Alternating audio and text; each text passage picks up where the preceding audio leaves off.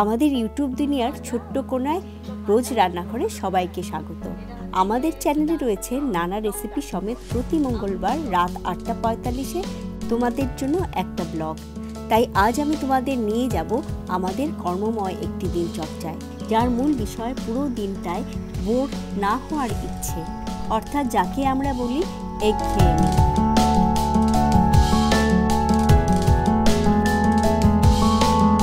তাই প্রতিদিন নিজেকে ব্যস্ত রাখি সকাল থেকে রাত পর্যন্ত। ঘরটাকেই মনে হয় সবচাইতে আপন, যেখানে নিজের ইচ্ছে মতো মন ভোলাবার জায়গা করে নিই। কারণ আছে তো আমাদের সংসারে শুধু আমরা তিনজন, আমার মা, আমি আর আমার বোন। প্রতিদিন আমরা দিনটা শুরু করি সকালের রুটিন নিয়ে, মেডিটেশন, কিছু যোগা আর খোলা আকাশের তলায় একটা সতেজ সকালের হাঁটা দিয়ে। বলতে গেলে একটা ইতিবাচক ও শান্তিপূর্ণ পরিবেশ দিয়েই দিনটাকে শুরু করতে ভালোবাসি আমরা। কারণ বেশ কয়েকদিনের মেডিটেশন আর অল্প স্বল্প যোগাসনের চর্চায় উপলব্ধি করতে পারছি তার রহস্য। অনুভব করতে পারছি আমাদের মধ্যে বেড়েছে মনোযোগের শক্তি, বেড়েছে আত্মসচেতনতা, স্মৃতিশক্তি আর যে কোনো সিদ্ধান্ত নেওয়ার স্থিতিস্থাপকতা। কারণ আমরা যদি কোনো কিছু নেতিবাচক বলে ভাবি, তাহলে সেটা নেতিবাচক হয়েই আমাদের সামনে চলে আসে। তাই কেন আনবো মনে সেই চিন্তাগুলো?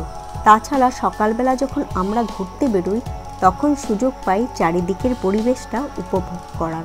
চলে যাই যত দূর মন চায়, কথা বলি আশেপাশের অচেনা অজানা মানুষগুলোর সাথে।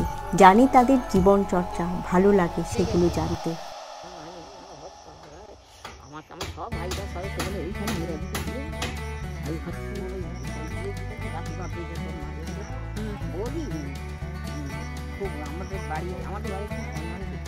অনেককেই বলতে শুনি দিনটা ভালো লাগছে না, একঘেয়েমি হচ্ছে, বোর হয়ে যাচ্ছি। তবে আমি মনে করি আমরা যদি নিজেদের বিভিন্ন কাজে নিজেদের ব্যস্ত রাখি, তাহলে এই বোর শব্দটা হয়তো আমাদের ডিকশনারি থেকে চলে যেতে বাধ্য। তাই আমরাও আমাদের জীবন থেকে এই বোর শব্দটাকে এড়ানোর জন্য এই পদ্ধতি অবলম্বন করেছি।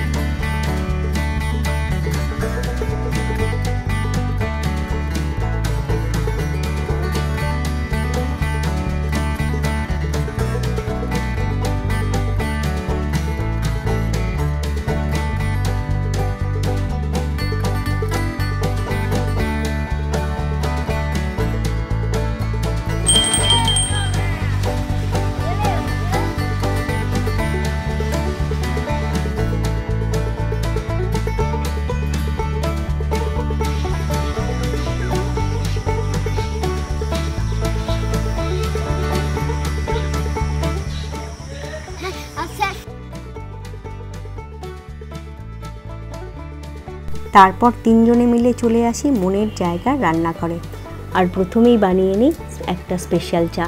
আর গুয়াহাটিতে আমাদের বাড়িতে রয়েছে একটা লেমন গ্রাস, সেখান থেকেই একটা চারা এনে লাগিয়েছিলাম আমাদের কলকাতার ফ্ল্যাটে। তাই প্রতিদিনই আমরা এই লেমন গ্রাসের চাটা খেতে ভালোবাসি সবাই। তাই প্রায়ই একটা লেমন গ্রাস পেড়ে আনি গাছ থেকে, আর সেটা চিড়ে টুকরো করে গরম জলে চা সমেত রেখে দিই খানিকক্ষণ।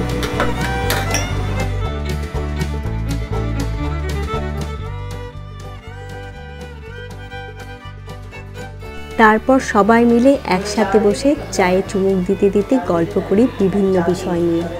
তারপর সকাল 9টার মধ্যেই চলে আসি রান্নাঘরে রান্না করতে। তাই তাড়াহুড়ো করে সবাই মিলে সেরে নিই এই সমস্ত কাজগুলি। মা চায় নিজের হাতে সবাইকে রান্না করে খাওয়াতে।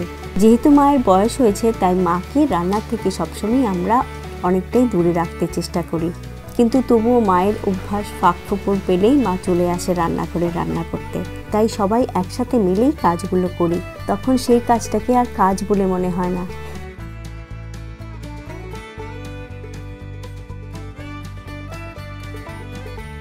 মায়ের কিন্তু অনেক গুণ। প্রথম জীবনে চাকরি করেছে স্কুলে, যদিও এখন রিটায়ার্ড। তবে কিন্তু কখনো আমরা মাকে খালি হাতে বসে থাকতে দেখি না। মা যদি কাজ ছাড়া থাকে তাহলে আমাদের অবাক লাগে। তাই আমরা যখন সারাদিন অফিসের কাজে বিজি থাকি, আর মা অন্য ঘরে বসে ব্যস্ত থাকে বিভিন্ন কাজে। মায়ের এত সেলাইয়ের নেশা বলে, আর তার চিহ্ন যাতে আমরা ধরে রাখতে পারি, তার জন্য আমরা মাকে একটা ইউটিউব চ্যানেল খুলে দিয়েছি, যার নাম হচ্ছে দিদুনস নিটিং ওয়ার্ল্ড। আমি লিঙ্কটা ডেসক্রিপশন বক্সে দিয়ে দেব। উল বোনার যাবতীয় টিউটোরিয়ালের ভিডিও দেয়া আছে তাতে। তোমরা যারা উল বুনতে ভালোবাসো তাহলে অবশ্যই ভিজিট করো দিদুনস নিটিং ওয়ার্ল্ড চ্যানেলটাতে। বাংলায় চ্যানেলটা, তোমরা যারা নতুন উল বোনা শিখতে চাও তারা অনেক কিছু শিখতে পারবে ওইখান থেকে। রিসেন্টলি গড়িয়াহাটে গেছিলাম আরও কয়েকটা নতুন জামা কাপড় কিনতে। আমার গায়ে যে জামাটা দেখছো সেটা কিন্তু মায়েরই হাতে তৈরি করা। তাই কেউ যদি কখনো আমায় জিজ্ঞেস করে বোর হোস না, তখন আমি বলি আমার জীবনে বোর বলে কোনো শব্দই নেই। তার উপর আছে গাছের নেশা। মায়ের থেকেই এই গাছের নেশাটা পেয়েছি আমরা। তাই যেখানেই যাই সেখান থেকেই সুযোগ পেলে টুক করে নিয়ে আসি গাছের চারা। আর গত সপ্তাহে এসেছিল আমাদের বাড়িতে আমাদের ভাই, যিনি কিনা সন্ন্যাসী, আমাদের থেকে অনেক ছোট, আমার ছোট পিসির 2 ছেলে। ওরা আমাদের বাড়িতে এলেই মনে হয় যে বাড়ির মধ্যে একটা পজিটিভ ভাইব চলে এসছে। তাই এভাবেই অবসাদ কিংবা বোরডম এড়াতে বিজি রাখি নিজেদের বিভিন্ন কাজে। তবে তোমরা কিভাবে তোমাদের জীবনের একঘেয়েমি বা বোর এড়াতে কি করো অবশ্যই কমেন্টে জানিও। আর এই ব্লগটা যদি ভালো লাগে তাহলে অবশ্যই লাইক, শেয়ার ও সাবস্ক্রাইব করো।